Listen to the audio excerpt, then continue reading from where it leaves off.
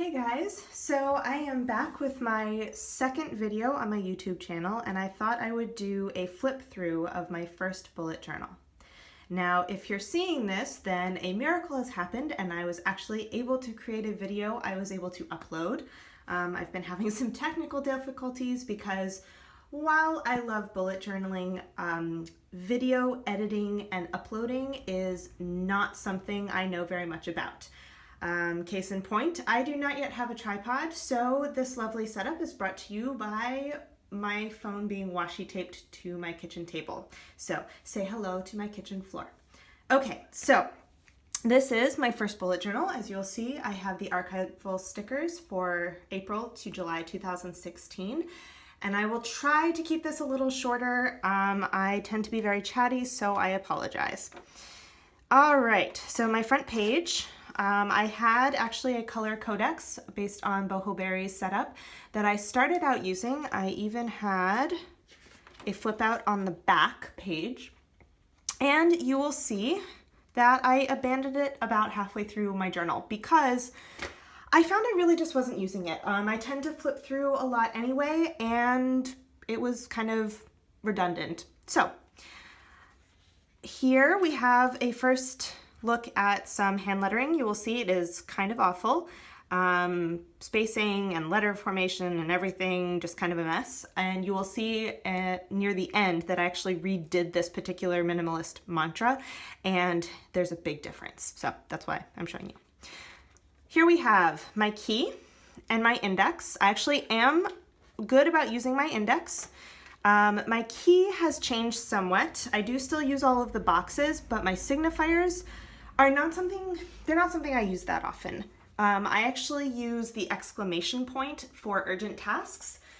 And so the asterisk doesn't really get used much, and for some reason I don't really write down things for explore. I might look something up, but I tend to create it more as a task than a note. So that's just me. You'll see in my index that I have a couple of highlighted pages. These actually are part of my archiving system for when I moved into my second bullet journal. There were certain pages that I didn't want to transfer, and so what I did is I took pictures of most of them, possibly not all, and uploaded them to a specific notebook in Evernote entitled Bullet Journal Archives, so that if I want to refer to them, I can look either in my Evernote archives or I can come to my index and just flip through and find them in here. Moving on, I have my year at a glance. This was very helpful. I have a new version in my new bullet journal. I love it. I also am a Calendex user. Eddie Hope designed the system, and it is awesome. I use it for a lot of recurring tasks and things to kind of glance at. You'll see that I have certain things that are just sort of initials where I don't have them referenced to a page number because I know what it is. It's something that happens every week, for example. But things that I need to have more information on, I do the shaded box with a page number in it. And then after, I only fit 4 months on here, and after I do a future log, the one stumbling point I have with the future log is that getting up to the month where I'm going to be then changing into a new notebook, or that's going to be coming up very soon, I tend to have a lot of tasks that come up. So like this one I filled up completely, and this was when end of July, beginning of August was when I moved into my new bullet journal. So I'm not sure quite how to deal with that, but in general it works pretty well. These were some tasks that I had that I eventually moved to Getting Things Done system, which I'm kind of in the process of playing with, but at least I have all of this information in a different notebook, so I didn't actually migrate this to my new journal. In terms of migration, I actually would check off if it was a long-term collection that I was moving into a new journal or even into my collection bullet journal, and so that's how I knew that I was done with that page and I could move on. And I actually have reworked me and my big goals in my new bullet journal. I have 4 different sections because this wasn't really useful in the long run for me. Here we have some financial stuff, and I apologize for my little random sticky notes, but just to cover up some information.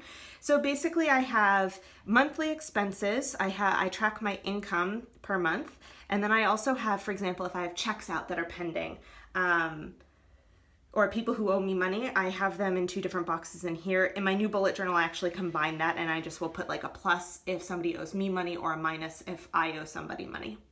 And then savings goals, I had this grand idea of kind of keeping track of my total assets every couple of months. Obviously, I did not actually do that. You know, it's cool, whatever. So this, after we have my collections, which all of these have since been moved into a collection bullet journal because I expanded and separated the lists out. I needed more space, but it worked for a while. Then we have a wish list. These have all, if they weren't something that I had gotten, they were all moved to my new bullet journal. So I just didn't cross out the boxes. This was actually moved to my collection bullet journal. And then we get into monthlies. So I don't do the standard monthly log. I actually do a calendar setup because that is just the way that my brain works. And you'll see here that I started out my first month with tasks and goals, and that will actually change later on. So you'll see. I do a gratitude log every month. Sometimes I'll do challenges, and sometimes they go in here, sometimes they go in other notebooks, depending on what they are. Handwriting Inspiration, I believe this was from, the top part was from one of Boho Berry's YouTube videos. And then get into dailies. So you'll see that a lot of stuff at the very beginning, I had a lot of inspiration from Boho Berry, just trying to figure out what worked for me and what my system was. So my dailies at first will look very much like hers. Even my weekly will kind of mirror her setup. My sections will be different, but the setup is going to be mirrored, and then that will slowly change over time. One thing that I did right off the bat is actually started doing a little bit of recap journaling in my dailies, just to kind of remind myself of things that happened that didn't necessarily make it to a task or a note. You'll also see I have random pages where, planning pages mostly for various things. So sometimes I'll throw a quote in. This actually is an abandoned planning page, but you can kind of see I tend to be very listy. I don't really do sketchnoting and that kind of stuff. As much as I like it, it's just, I tend to be more wordy. Just checklists for long-term projects, that sort of thing. That tends to be what goes into my collections that are in the middle of my bullet journal. And a little bit more bullet journal inspiration. I don't remember who this is from. It might have been Berry, but I don't remember. And you'll see sometimes if I had more pages or more room on the page, I would do a little quote or doodle, pictures. And then we get to May. So May is the first time that I switched over to doing the next month instead of goals, because I found that my goals and my tasks really overlapped, and I would rather label them as tasks. So I decided to do this as a running list for the next month, because these were things that wouldn't necessarily fit in my Calendex. They were more tasks that didn't have a specific deadline, but I just needed to remember to do them. So that's why they go here. Otherwise, pretty much the same. I have some random spreads, 25 Ways to be Charming. It's from Miss Trenchcoat. Journal challenge that I did in my personal journal, but I kept the prompts in here. Gratitude again, and then back to weeklies. So you'll see this one I kind of color-coded. I did sort of a pink-purple the whole week. Nice little quote. I actually moved this to another notebook as well. And things kind of go as planned. I did add in a reading goals. I actually started doing a reading challenge. So yes, I have Spanish here because I use it to practice languages. So another self-care prompt cycle. This is from Decade 30, and I didn't actually move this into my new journal, so it's in my archives. So this was the challenge I was talking about. I actually goofed this spread. So I just wrote a quote on it and turned the page and did a new one. But basically, I started part of the way through the year. So instead of doing 52 books in 52 weeks, I did 33 books in 33 weeks. And here we have French, somewhere on here. So this is actually when I started playing around with the idea of full page dailies. And having more room for tasks, for journaling, for doodles once in a while. I do a little bit more hand lettering now. June, set up very similarly to July. This one is actually new. I added in an income and expenses spread. So just kind of a running list, which I separated by weeks. And then I have more challenges, so I try to keep those all up in the front. And so this is how I was dealing with that reading challenge, where I had a running list of books. I think it's coming up soon. And I would go through my books that I wanted to read and pull out a couple that I thought I wanted to do that month. And so basically, if I finished the book, I cross it out. If I didn't, I migrated it. Or if I kind of abandoned it for the moment, I just sort of left it as a half check because I started it. And so that's kind of how my reading goals look. This was the first time I did a tracker, and you'll see it's very similar to Boho Berry's. I sometimes will make notes in my boxes, but otherwise it's kind of a similar setup. Same gratitude as usual, full page summer plans, like travel plans and stuff, planning for a camp, Pomodoro technique notes. So this is what my spread ultimately looked like. And so I basically just did a running list. And this is where I moved into my new bullet journal, and I did not recopy all of the titles that I've already read. I just started at the next one. So I started at 14 in my new journal, and I can go back and look at my reading goals to see the other books that were on the list that I may or may not have gotten to. My first spread for my Instagram planning. And here we start to get more of my style where I do my boxes. Actually goofed a little bit. It's English and French, go figure. Another spread on languages. So this is where I was really into the full page dailies, and that's something that I still do actually. I was still doing weather and the timeline, which I actually abandoned during the summer. Kumari method notes. Oops. So again, this one I was doing in Italian. Was not entirely successful, but hey, it was worth a shot. Notes for my masters. So you'll see that I have a definite style kind of developing through here, this little mind map, that, you know, I've got certain aspects that I keep from the beginning, certain things that I change. So this is where I dropped the timeline because it was the summer and I really just didn't have things going on at specific times, and so it was just something I didn't need. And I also started dropping the weather because it was also not super important for me at that time.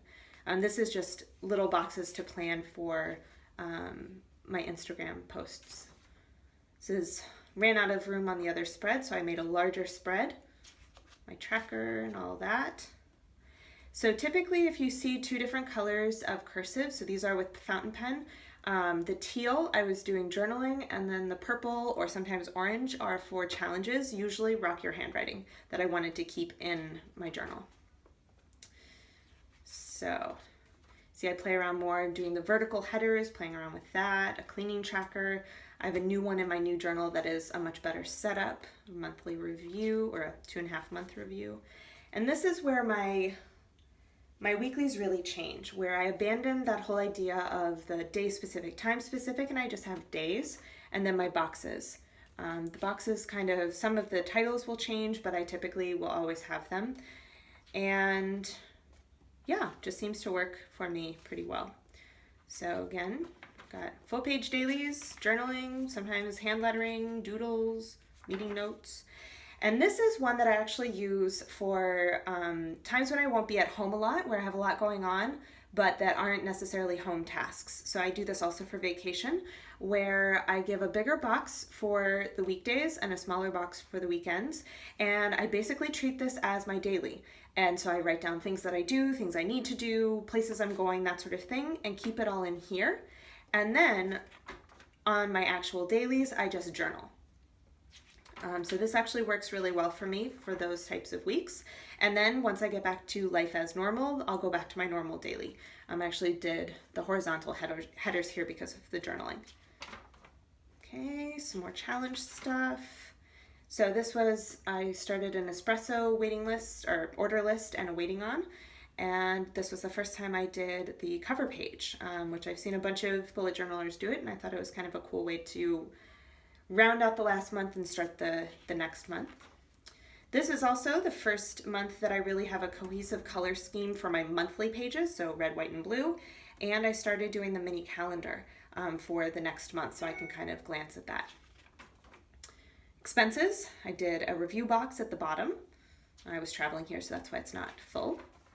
I also started doing the memories, which started doing a little bit of doodling, ended up kind of just doing lettering. And I went down to a one-page daily where I keep a running list. I now kind of number them just so I can see what day it was, but this works for me. I like having it all on one page next to my memories. I think it's kind of cool. Challenges. And this is where I moved to a vertical tracker. That was the one thing that bugged me about my original one, is that everything in my journal is vertical this way, and I would have to turn my journal in order to fill in my tracker, and so I fixed that. But first, Bujo on Instagram actually had a really great take on a vertical tracker, and so I have kind of made it my way. You can see I do my little notes for various things and then dots for everything else. Reading goals, same as usual. Random spreads, weeklies. See, I get a lot more lettering in the further I go on. And this was a travel week, so I actually did really small dailies or day boxes on my weekly because I just didn't have much going on. A packing list that was actually part of a Dutch door, and I just leave it open because it was kind of bulky to leave it closed. Travel information spread, so I had all my flight information. Let's see, trip ideas, travel days. So this is, again, I'm on vacation, so I did that same thing as normal where I have the big boxes and journaling. Journaling and hand lettering usually. And I realized around here that I was going to have more pages left in my journal than I could fill, but I knew I was moving to start a new month on the next journal, so I did big hand lettering. This is more vacation, more lettering, trip plans, big hand lettering here to help me use up pages. So you can see this is kind of getting into finding more of my style. It's, you know, definitely more grays, less color all over. And this is actually where I redid the minimalist mantra. So I think that you can see having a couple months of practice really made a difference. So it's kind of cool to flip back and look at that. Oops, messed up this. So I just wrote a little note, flipped the page, and did it here. And here's where I had those extra pages, and I actually just took them out and put them in my new bullet journal to use for like notes or whatever I needed them for. It's been really useful having that. Had a end of first bullet journal review. I thought that was kind of a nice way to end the pages. And on the last page, I have a to-do list because I was traveling when I was going to be switching into a new bullet journal, or I was going to switch in as soon as I got back. So I didn't have it with me because I was traveling, obviously. And when I thought of things that I would need to do when I got back and I actually had my new bullet journal, I just added them to a list in the back here so that once I got home and had it, I could cross them off. And then this last page is something that I do now in all of my notebooks. I saw it from somebody and I could not tell you who, but I thought that was a really handy thing to have the different measurements, so I just have to count the boxes rather than counting and dividing each time. So yeah, I put this in all of my books. And that is the end. So I'm sorry if this went a little bit quickly and I didn't explain everything, but I'm trying to keep this video a little bit shorter. So I hope you like it. Feel free to ask me any questions in the comments. And yeah, see you guys soon. Bye.